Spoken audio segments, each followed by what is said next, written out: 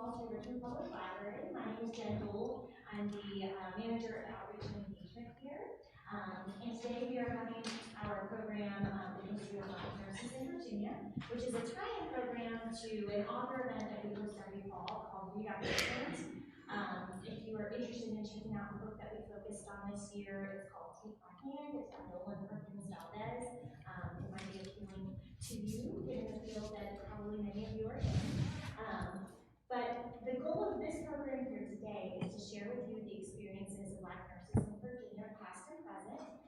We welcomed a panel of members of the Central Virginia Black Nurses Association, whose mission is to serve as the voice for Black nurses in diverse populations, ensuring equal access to professional development, promoting educational opportunities, and improving health. As I mentioned, this will be a panel discussion, and we will have time for Q&A at the end, so please be thinking about what you'd like to ask, and we'll take care of that. Just a couple housekeeping things. The restroom is outside down the hall, facing this way. It's on the right. And I am aware of the heat situation. I do apologize. It is controlled at our city hall, so we have called down to get them to turn it down. So we're hoping that's going to happen. And as always, I'd like to thank our friends at the library and the Library Foundation for helping sponsor programs like this. So first, to start off our program, I would like to introduce to you Dr. Frances E. Montague.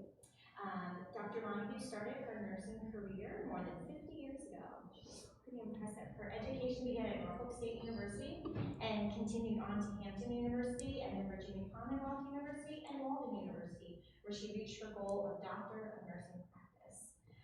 During her career, Dr. Montague worked in various nursing positions and fields, which included becoming a gerontological nurse practitioner, which I understand was a big dream of hers, and working in nursing administration as the associate chief and acting chief of nursing service.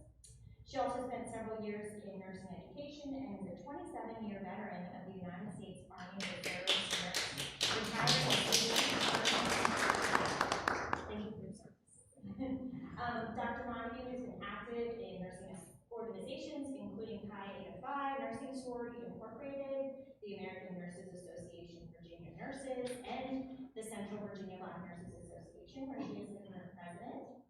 She served on various boards, including 2 terms in the Department of Social Services and the Southside Opportunity Fund as vice chairperson. And she is an active member of the Chester Grove Baptist Church. She also volunteers with the Virginia Medical Reserve Corps through the Piedmont Health District.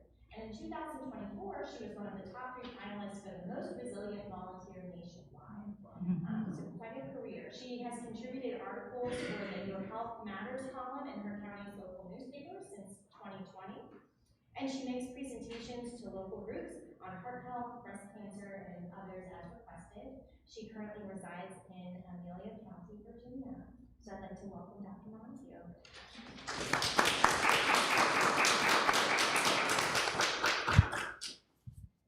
Good afternoon. Thank you for that introduction, and thank you for the invitation to the Central Virginia Black Nurses Association to come and share with you some information about Black nurses in Virginia. You can hear me, right? Okay. We are happy to be here today. We want to share some information about the history of Black nurses, and it goes back a ways. So there have been Black nurses for a long time, with some of the first notable being the likeness of Harriet Tubman and Sojourner Truth, who cared for soldiers in the Civil War. However, Mary Eliza Mahoney, who graduated from the New England Hospital School for Women and Children in August of 1879, is the first Black professional licensed nurse. She worked at the hospital for 15 years in housekeeping and as a cook before being accepted into the nursing school at the age of 33. She was the only Black student in a class of 42 and was one of 4 students who graduated from the program, which was a 16-month intense program, and she graduated with her class. She was a member of the National Association of College Graduate Nurses, founded in 1908 under the leadership of Martha Minerva Franklin. At that time, most nursing schools, most public employers, and state nursing associations refused Black applicants, denying them nursing jobs and membership in the American Nursing Association. The major goal of the National Association of Colored Graduate Nurses were the development of Black nurses and develop leadership among Black nurses. During World War I, discrimination and segregation prevented Black nurses from serving.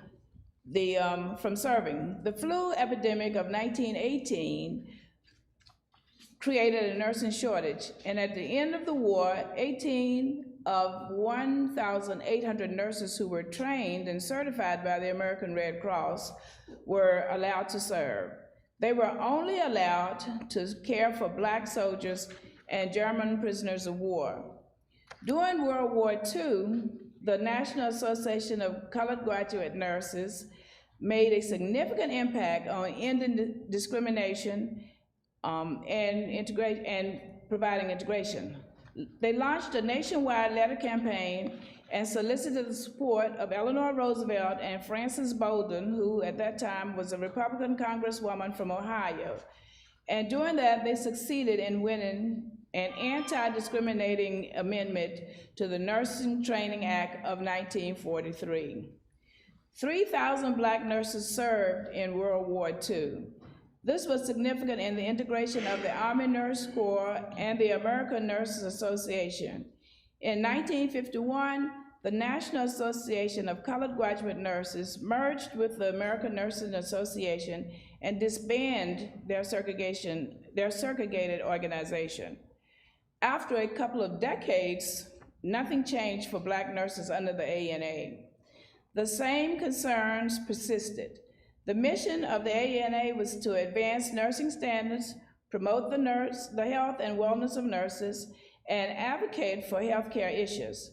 The ANA also works to improve the work environment for nurses and promote their professional development. However, Black nurses were excluded from the mission.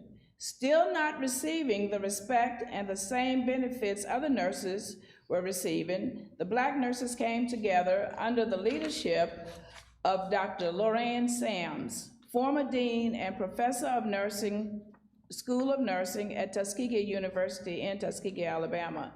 This occurred in 1971. They organized the National Black Nurses Association and was incorporated in the state of Ohio as a nonprofit organization in 1972. The mission of the NBNA is to serve as the voice for Black nurses and diverse populations, ensuring equal access to professional development, promoting educational opportunities, and improving health. Today, the NBNA, which is the National Black Nurses Association, represents 308,000 African American registered nurses, licensed practical or vocational nurses, nursing students, and retired nurses from the United States, Eastern Caribbean, and Africa. There are more than 114 chartered chapters in 33 states, so it is a national organization. One of those chapters is the Central Virginia Black Nurses Association, which covers a 100-mile radius from Charlottesville, Virginia to Norfolk, Virginia. Our local chapter here in Richmond in Central Virginia is 44 members strong, and we have RNs, LPNs, and nursing students. Our local chapter was chartered in 1992 and rechartered in 2010. We accomplished our goals by attending and participating at events such as Capitol Hill Day, Legislative Day, partnering with nursing schools, partnering with community programs. We also volunteer at community events where we provide blood pressure screening, first aid stations, health literature, and health information in the form of group and/or individual presentations. We work with faith-based organizations, civic, private, public, and other community partners. Individual members serve on committees and boards such as Richmonders involved to strengthen our communities, such as Virginia Legislative Nursing Alliance and the Virginia Health Workforce Development Authority, which is a gubernatorial appointment. We award national and local scholarships to nursing students at all levels of education, from LPN to the doctorate degree. Nursing is the nation's largest health profession, with nearly 4.7 million registered nurses nationwide. We are also the most trusted profession, as indicated by, for the last 23 years. In Virginia, statistically, we are in a minority profession. Nurses, the black nurses in the country, the nation, reflect the statistics in the nation, the population in the nation. In 2022, 6.3% of registered nurses in the United States were black or African American. This was the highest percentage of black nurses since 2003. Considering racial backgrounds, the breakdown of RN population in 2022 was 80% white or Caucasian, 7.4% Asian, 6.3% Black Americans or African Americans, 2.5% were more than one race, 0.4% were Native American or Alaska Native, another 0.4% were Native Hawaiian or other Pacific Islanders. In addition, 6.9% of the RN workforce was reported ethnicity as Hispanic. From 2020 to 2022, the percentage of men in nursing increased from 9.4% to 11.2%. According to the Bureau of Labor Statistics, the state of Virginia is home to about 70,000 registered nurses. They work in a variety of healthcare settings, including hospitals, skilled nursing facilities, multiple outpatient specialty offices, and many other environments. The nursing job market in Virginia projects an 8% growth in registered nursing jobs between 2020 to 2030, compared to 6% job growth for nursing jobs nationally. The RNs in Virginia are still dominated by white females. The RNs in Virginia are 92% female, 8% male, 73% white, 13% black, with the remainder being minority nurses of Asians, 13%, and other races, 1%, two or more races, 3%, and Hispanics, 4%. We also have licensed practical nurses in our organization, and in Virginia, the licensed practical nurses are 95% female and 5% male. The breakdown by race is 55% white, 34% black, 2% Asian, 1% other races, and 2% two or more, and 5% Hispanics. There have been changes and strides made in some areas. Black nurses have increased leadership roles, serve on committees and boards, and enter the school of their choice. However, the struggle still continues for the imbalance in the nursing population, which reflects deeper systemic issues that affect patient care, healthcare access, and supports the availability for Black communities. Black nurses continue to fight for their rights. We continue to stand up for patients and fight for a healthier world in the interest of humanity. Black, brown, and nurses of color continue the fight for inclusion and equity in our profession. To hear the personal experiences of some nurses in Virginia, we are here to share that with you today. So at this time, we will turn this over to our panel discussion, which will be led by our moderator, Ms. Adria Merritt, an educator, and she will introduce our panels and lead our discussion.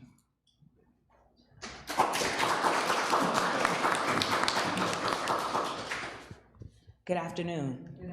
Certainly want to thank Dr. Montague for that informative introduction that's going to lead us and set the foundation for the discussion that we're about to have.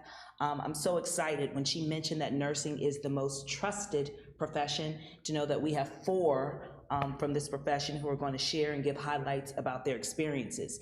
Another nugget that I picked up is she said that 11.2, that's the number for men in nursing. So we are fortunate to actually have a male perspective on our panel who's going to talk to us about that experience as well.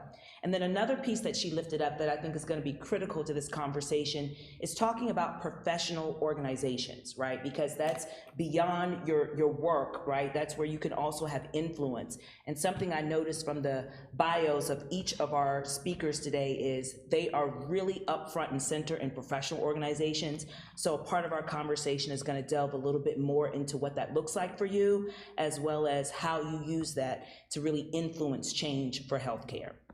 So now I'm going to introduce our panel. First, if you could wave your hand for me, please. We have Mrs. Florence Jones Clark. Okay, Ms. Clark. All right, just a little bit about Ms. Jones Clark is a retired registered nurse with over 60 years in the profession. Can we clap it up for just 60 years in the profession? She has lived through many changes in the field of nursing, working in several roles through employment at MCV Hospital and Petersburg General Hospital, now Bon Secours. She provided healthcare services to military personnel through her employment abroad with the American Red Cross. Ms. Clark taught nursing to staff nurses and student nurses. Following integration, she was the first Black nurse to teach at Petersburg General Hospital School of Nursing and became a head nurse at MCV Hospital. Prior to her retirement, she was employed at the VA Medical Center in many management positions.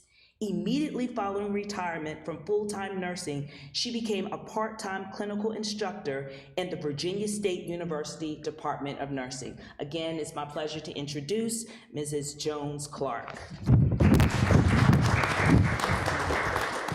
Another panelist for this afternoon's discussion is Latrice Davis. Latrice, if you could wave your hand. Latrice is a registered nurse.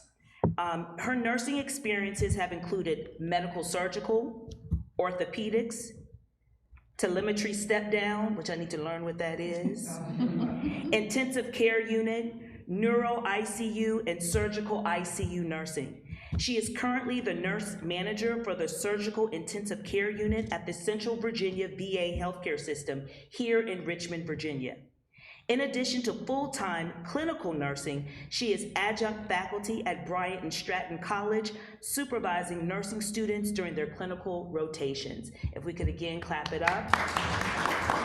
So what's nice is not only is she in the profession, but she is bringing on the next generation of nurses as well. We also have Laquita McMillan. Laquita is a registered nurse employed at the Central Virginia VA healthcare system. She has been in the nursing profession for 34 years. You wouldn't know it by looking at her, right? Currently, she is a clinical nurse 3 of an ambulatory surgery unit and charge nurse where she manages surgical patients through identifying critical changes that impact patient care in the preoperative and post-operative phases. Laquita collaborates with her peers, surgeons from multiple specialty areas, and administrative staff throughout the organization to deliver expert care to patients' surgical goals. Again, we have Laquita. And then finally, the male perspective on the panel, right? We have Dr. Ronald Edward Smith, who is a certified registered nurse anesthetist.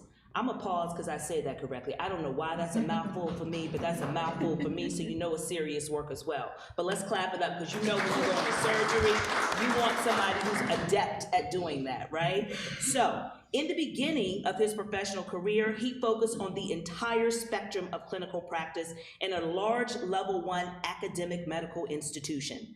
Dr. Smith has practiced nurse anesthesia in a wide range of roles, including as a clinical practitioner, a clinical instructor, and a didactic instructor. Dr. Smith has also served as an associate professor and as director of education in a nurse anesthesia program. He has been voted outstanding clinical faculty several times and is considered a living legend among his peers in nursing anesthesia. Presently, Dr. Smith is semi-retired, working part-time in a small surgery center as he transitions to full retirement. Dr. Smith. Now we're going to to dive into discussion, and so even though I'm going to identify certain people to lead the question, it doesn't mean that anyone can't jump in if you feel like you have something else that you want to answer. So my first question, though, is going to go to you, Ms. Florence, the 60-year veteran of the profession, right? And I want to know, in what ways do you think representation of Black nurses in the healthcare field has evolved over the years? Well, I think that we are seeing more nurses of color in different positions, leadership roles, administrative roles, and all of that. And I think that is very good that we are doing that, as well as I think we are serving now more on committees and all of that, which is something that we really did need to do. Excellent, thank you. Is there anyone else who wants to jump in on that question? If not, I'll move on. Okay, so I'd like to talk to you now, Dr. Smith. You don't see a lot of males in the profession, right? And so again, 11.2, the numbers are saying that as well. So I'm really curious to hear about your personal journey into nursing and what inspires you to pursue this career. Well, I got interested in nursing because I had an older sister who was applying. And in the very fine print, it said, "Men are welcome." This was 1969. And I was a junior in high school with no idea what I was gonna do. Men are welcome. I enrolled in the LPN program, and I see 3 men here, unless I'm mistaken. I walked into the classroom, and I was the only male. I say, "This is for me." So I fell in love with the profession right away. Practiced as a orderly while I completed LPN school, went to RN school, associate degree, and then went to nurse anesthesia. And I practiced in nurse anesthesia for 40 years and loved every minute of it. I'm gonna go back to the first question if I can. Absolutely. Black nurse anesthetists have really evolved since I graduated in 1978. We have become leaders, program directors, specialize in clinical practice. Everything from pediatric anesthesia to cardiac anesthesia. So it's been quite an evolution, even though our numbers are still small. Excellent, thank you. All right, so my next question, I'm gonna pose this to you, Laquita, right? So as we're celebrating Black nurses, right, and looking at the perspective that you bring to the table, right? Can you talk a little bit about how your background and cultural identity may have influenced your approach to nursing and patient care? Yes. So my background, I had a mother and grandparent that had strokes. So that showed me that it was a need for education. And so I would try in my practice to advocate and kind of motivate people to ask questions, because a lot of times people feel intimidated when healthcare professionals use medical jargon or whatever, and they don't express things in layman terms.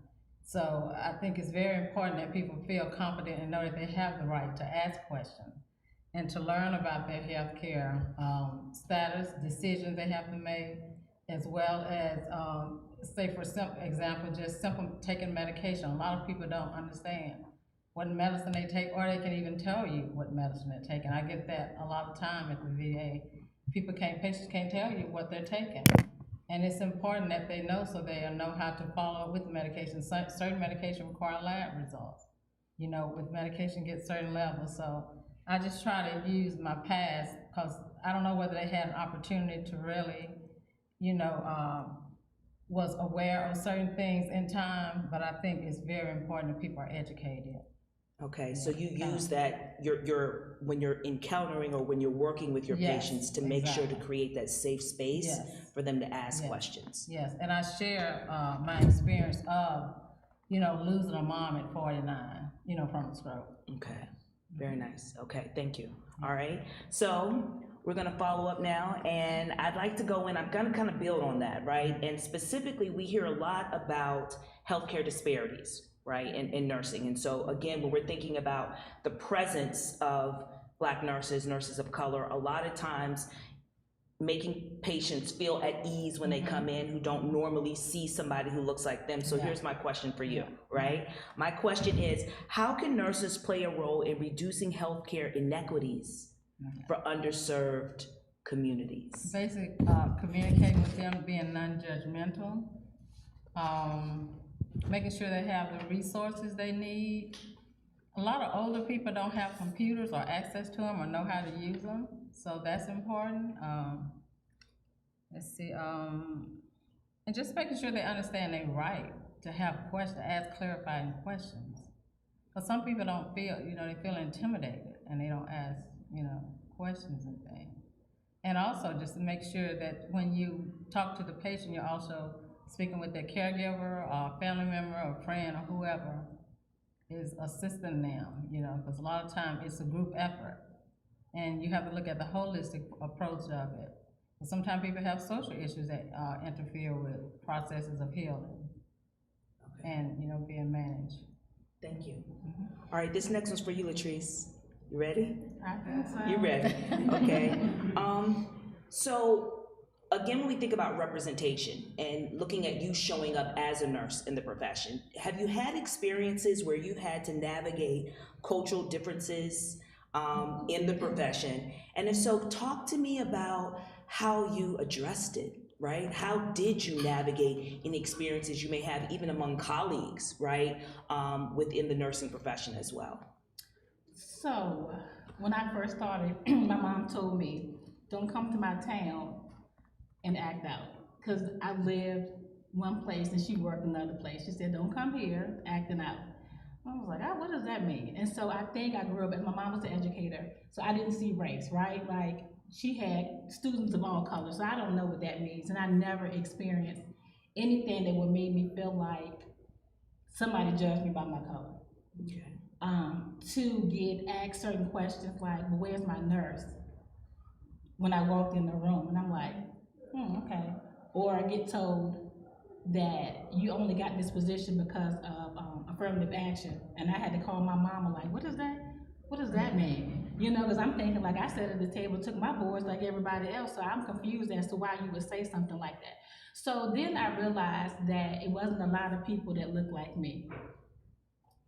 And so I had to make a difference. I had to show people that it's people like me, like we can all do this together.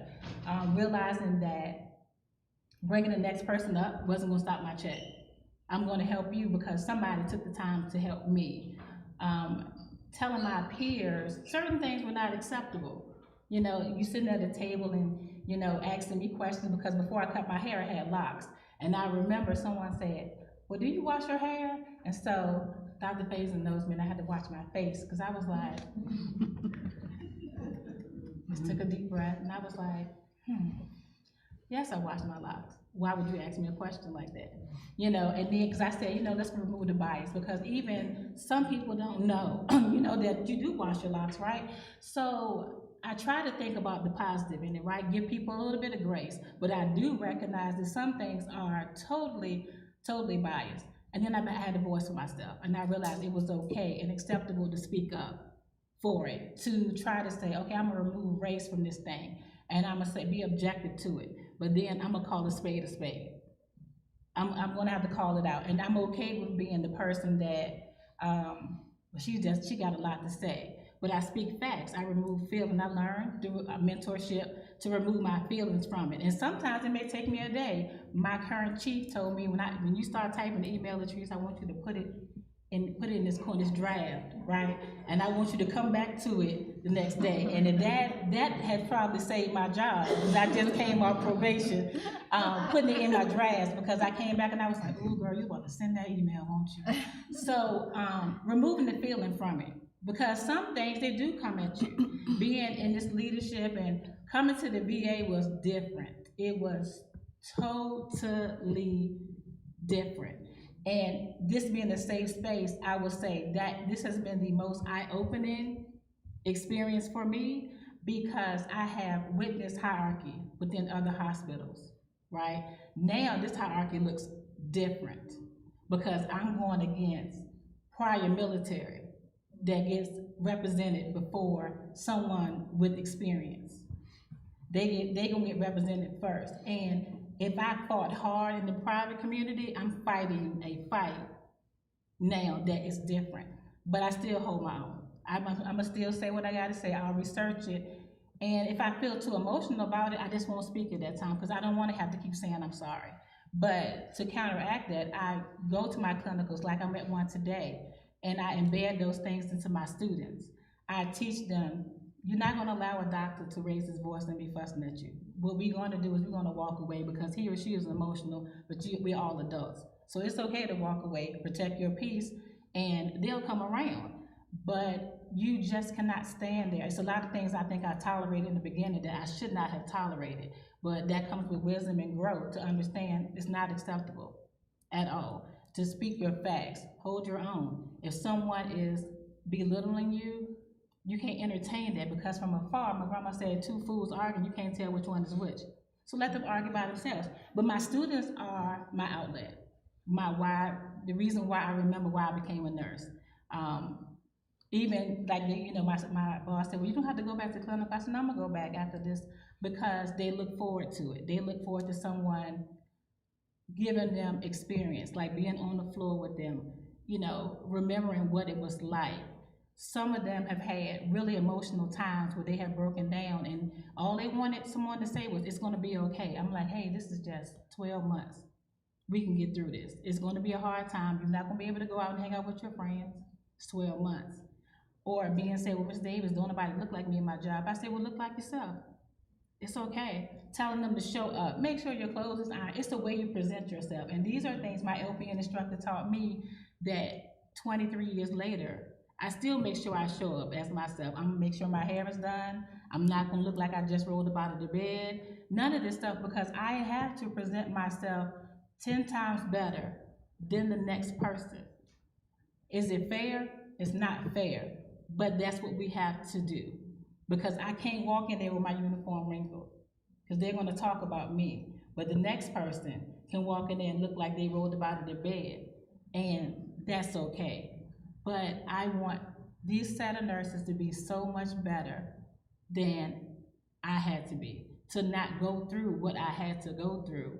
And when they pass those boards, because they will pass those boards, to go in there with your head held high, to be able to accept the constructive criticism that you're gonna get for your mentors, and to lead the next set that's coming along. Because I wanna retire at one point, and I wanna be able to trust the nurses taking care of me, that someone else poured into her, and I can roll over and you can give my medicines and I'm gonna be okay and feel safe and secure. So it's a lot of work to be done out here. I applaud any educator, because it's not easy to do it. Dr. Faze and I asked all the time, how in the world did you do this? I got 10 students and every last one I'm learning different. I couldn't do it. I can't go in the classroom though, because I'm a visual person. But I want to give them the best experience we can get. I want you to go in there and get your hands dirty, but I want to embed morals and integrity in them, so that it's not a check. And I tell them that nursing is not a check. You'll never cash a check for the work that you put into this. If you put your heart into it, and the thank yous. One patient told me this morning, thank you for giving me a student. And I was like, wow, is it that important? And she started telling me the things she was experiencing, and I was like, okay, well, God sent you an angel today. And so that thank you means a lot, because I realized that I gave her a peace of mind today that she hadn't had for 12 hours. And so for 12 hours, she can relax, be a patient, and just not have a little bit of anxiety. So it's work to be done. It's biases out there. We're not gonna get rid of these biases, but you can just be the best version of yourself and understand that people are watching you. And when you do the right thing, they're gonna wanna do the right thing too. So Latrice, I want to pick up, and I'm going to bring the question back to you, Dr. Smith, once I clarify it. But one of the things you said is, you still experience when you walk in a room and a patient will say, where's the nurse? right? And one of the things I heard you speaking to, Laquita, was the need to help people feel comfortable and safe enough to be able to ask questions and advocate for themselves. That's not something people automatically do, right? So I guess when I'm hearing that we're in a profession where even the professional doesn't get looked at with the particular lens, and then we think about the patients as well. So my question, Dr. Smith, is gonna go to this notion of cultural competence, right? Cultural competence. Because nowadays, we have a very diverse America, right? And everybody needs healthcare at some point.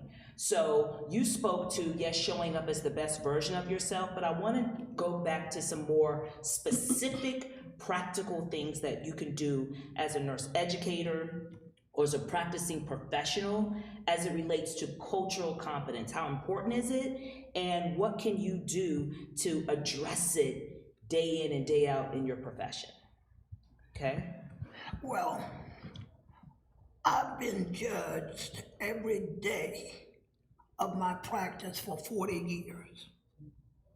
You feel it when you walk into the room. You feel it from the family. You feel it from your coworkers. And what you have to do, much like this young lady said, is know who you are. The thing I would share with you, most important to me, is that you have to be a patient advocate. You have to be a student advocate. I was told back in the 80s about a story of a black anesthesiologist. When he was a resident, he walked into a white male patient's room, identified himself, told the patient, "I'm gonna give you anesthesia." Immediately the patient said, "No, you're not." So he went back and told his white attending anesthesiologist. The anesthesiologist, to his credit, went into the patient's room and told him point blank, "This doctor is gonna give you anesthesia, or you won't get any anesthesia today." That's being an advocate for your trainee, for your student.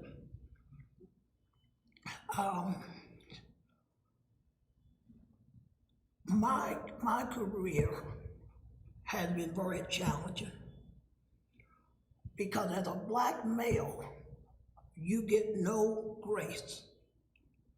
Black females get a little bit more grace, and that's well documented if you look at the literature.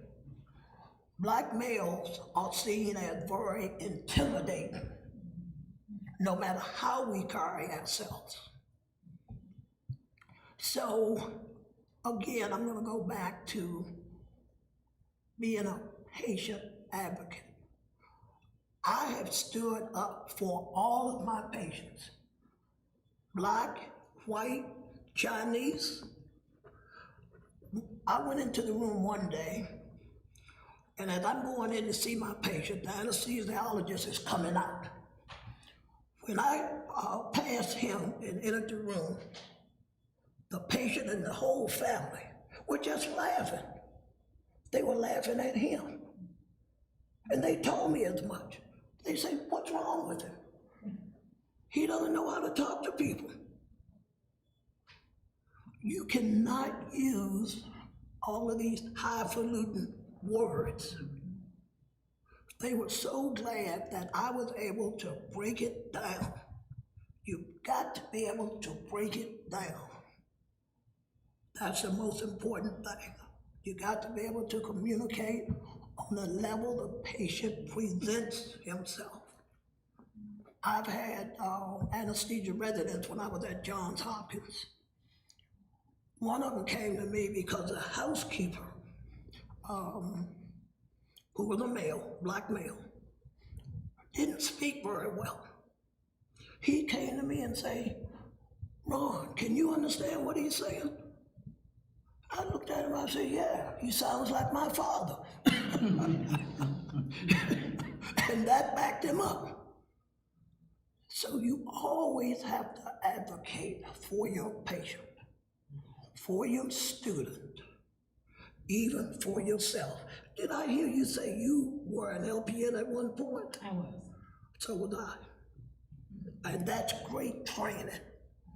When you're an orderly, you graduate to an LPN, and you work your way up the ladder, you're forming a foundation that allows you to communicate. So as far as cultural competence, it's really just a matter of communication.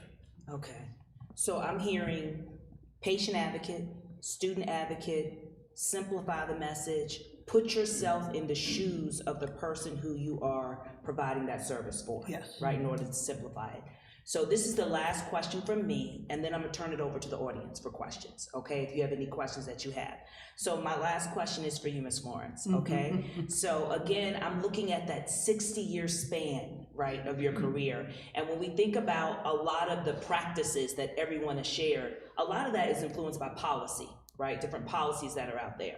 So I wanna know if you can speak to your role or what you see are the importance in being a part of professional organizations, professional affiliations beyond your 9 to 5, or your nurses don't work 9 to 5, excuse me, your nursing job, right? What's the role of professional organizations, and why is that important when you think about the identity of the Black nurse?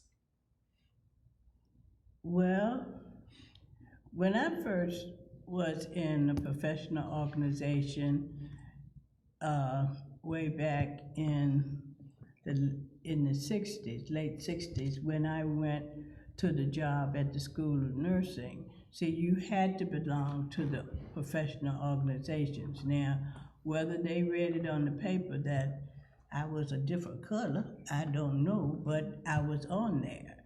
But when I went into nursing, I went in because I couldn't type, so I couldn't be the secretary. I didn't want to play with the students, so I couldn't be a teacher. And then I saw these nurses with those caps on, and I said, oh, they look real nice. And they had the uniform with the white stockings, and I said, I want to be that. So that's what I did. I went into that. And so, of course, I couldn't go to none of the local schools, so a lady told my mother, let her go to A&T, way down in Greensboro, North Carolina. So I did, not realizing that when I graduated 4 years later, I had a bachelor's degree.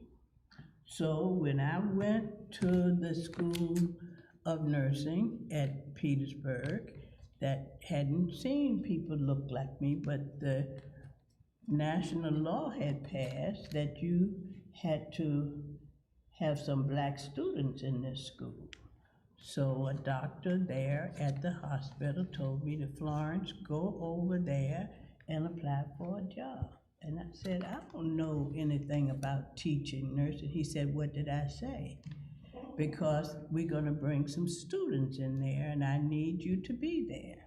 So I did, and I felt kind of intimidated a little bit. I said, because all these people don't look like me and they know more than me.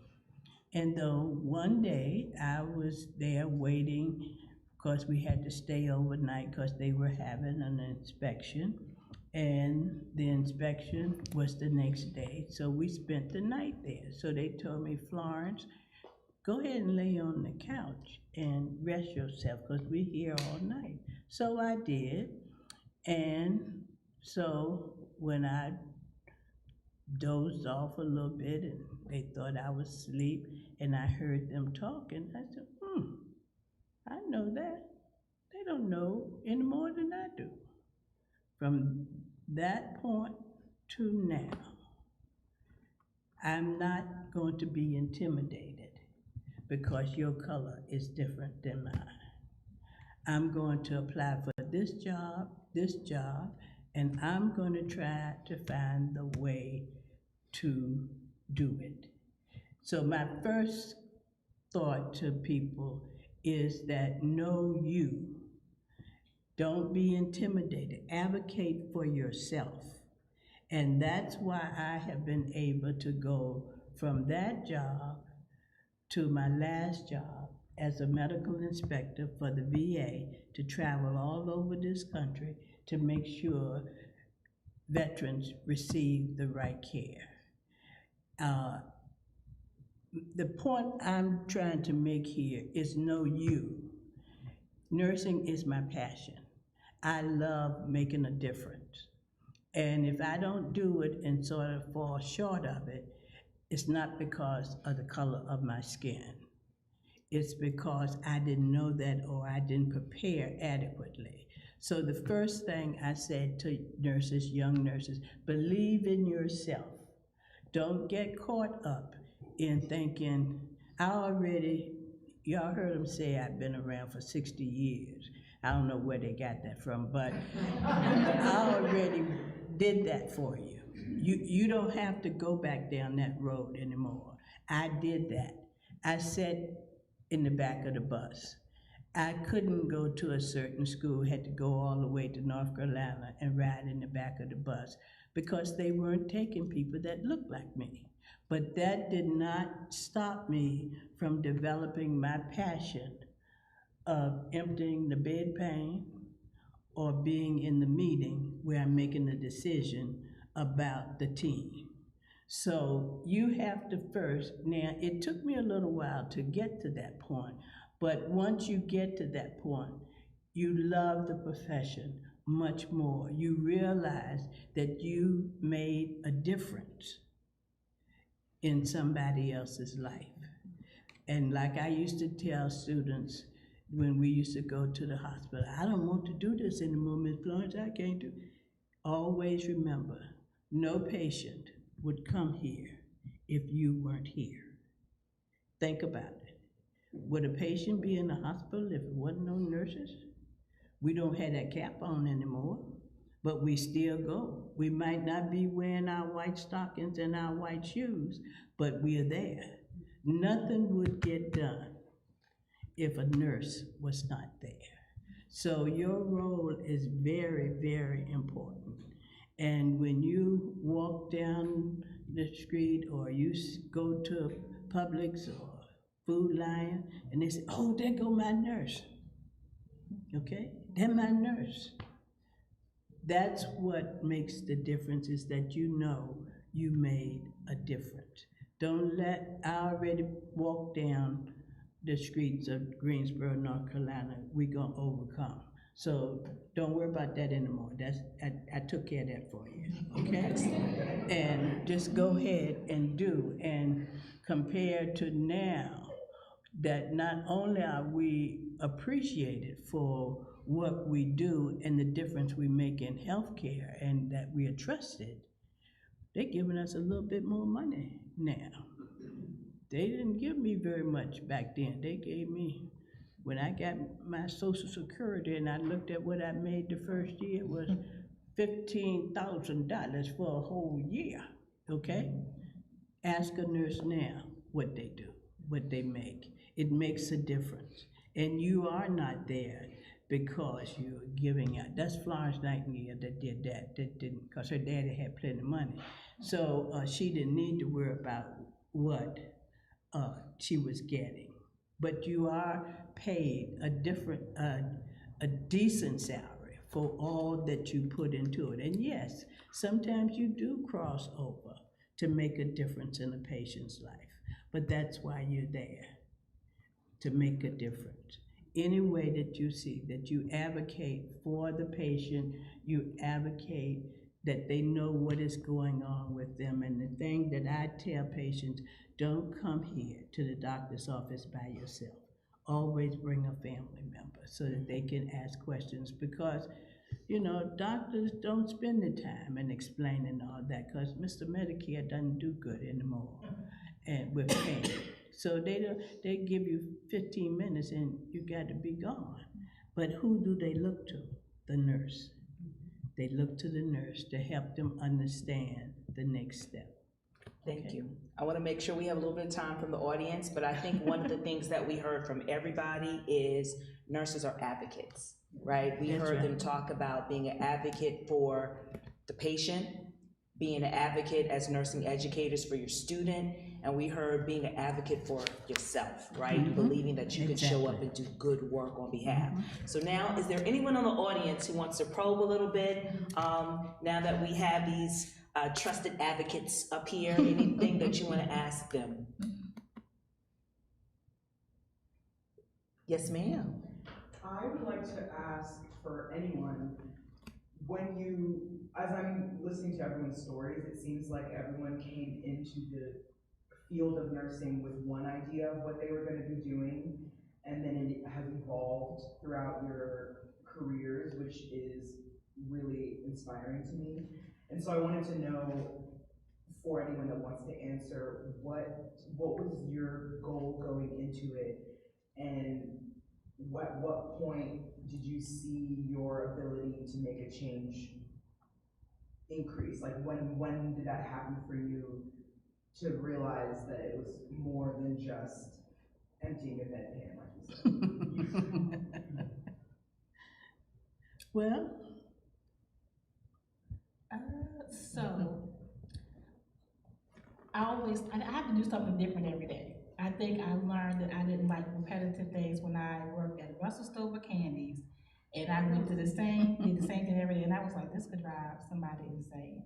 So nursing was my thing. And my grandma said, I just can't believe that child with no emotions want to be a nurse, but I did.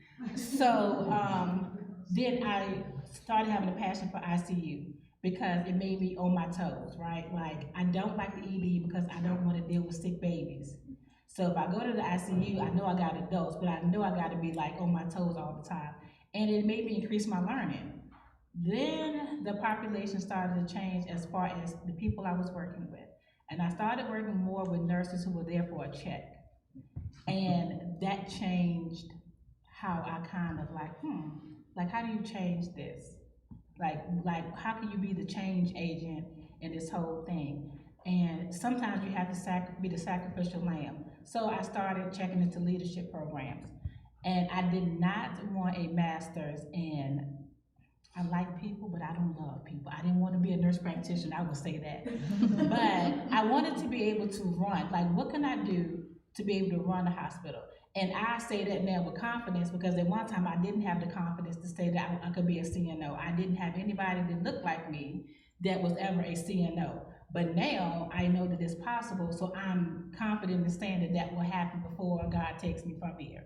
So what is it that I have to do? It's baby steps, right? I don't go from the bedside to the office, the executive suite. I have to learn, grow in my practice as I go along, and I have to hold my staff accountable, even if that means they don't like me, and that's okay because I'm not there to be their friend. I'm to make sure that everybody's held accountable, that we are not only following the policies and procedure of where we work at, but that you're also making sure that your license is still good. Because I remind them all the time, the VA did not give you your license, but the state of Virginia will take it from you.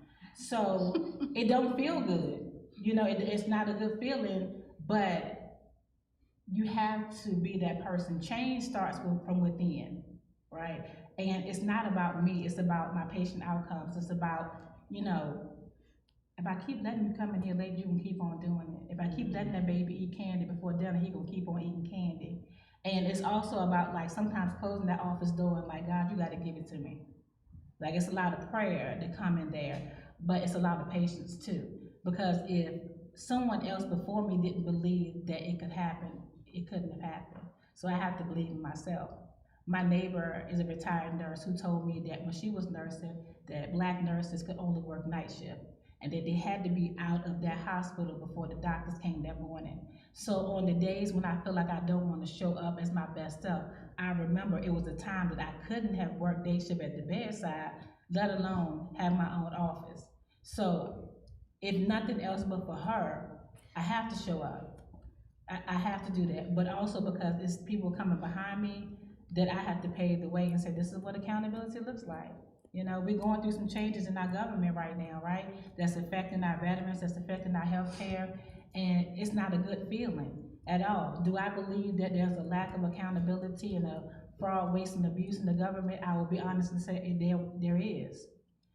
Do I believe that there was a way to go about stuff? There was a way. I just don't agree with the way it's going about it now. But what does that look like for us as nurses? You know, because you start streamlining stuff, that means that we're gonna have, like, what does our patient acuity look like?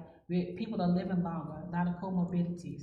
So if I don't set the bar here for you, if I only require the minimum, if you fall short of that, you falling less. But if I set the bar here and you fall a little short, you still are better than the best, you know? So I'm never gonna stop expecting the best out of my staff, even when they don't like it, even when they compare me to other managers and say, well, the other ones don't do that, and I just smile and say, okay. But in these 4 walls, these are my expectations. I've already talked to the union, so if you wanna go down there and talk to them, I invite them up, you know? But then I go back and I bring the board of nurses into play, and I say, I don't know about y'all, but I sacrificed a lot.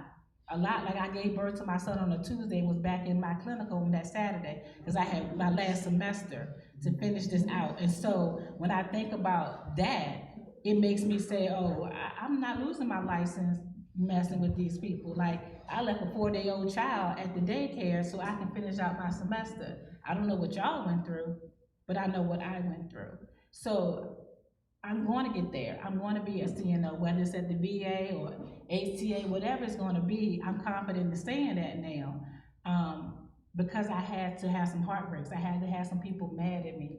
I had to be that sacrificial person, and I'm okay with that, because I didn't do it for self-gratification. I want my brother and sister who are prior military to have great health care. I want my fellow sister to have great health care, and sometimes you have to be that black sheep, so I'm okay with that. So we hear also not only advocate, but they make sacrifice. It is the 3 o'clock hour, and I want to honor our time, but I also want to say that we're here. It's a small venue, so I encourage you to mingle with the nurses, talk to them up close, get to hear their stories.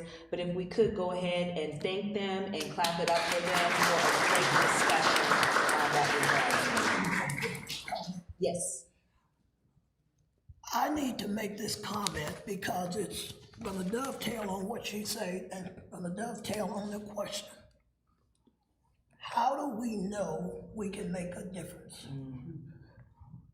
You come out of school, you're brand new, you're nervous, you're intimidated by almost everything.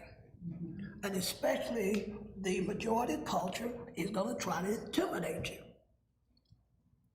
So as you get experience and additional education, you figure out how you can make a difference. But you have to figure it out. So I have a question for everybody here, men and women. How do you put your pants on? So I had a surgeon who would intimidate everybody. I went to Johns Hopkins, a country boy, didn't know nothing, didn't know anything. And he would walk around and stick his chest out and raise his voice. Everybody would quake. Then one day I realized, as long as a man puts his pants on, one leg at a time, I will not be intimidated. That's right. Now there's one man who put his pants on both legs at the same time. Anybody got any idea who it was? Bo Jackson. Recognize that name, the football player? Mm-hmm. He held his pants like this, jumped up in there, room. Other than that, no one, to my knowledge, no one else has ever done it. And since I had that realization, I've never been intimidated again. Excellent. Thank you. Thank you.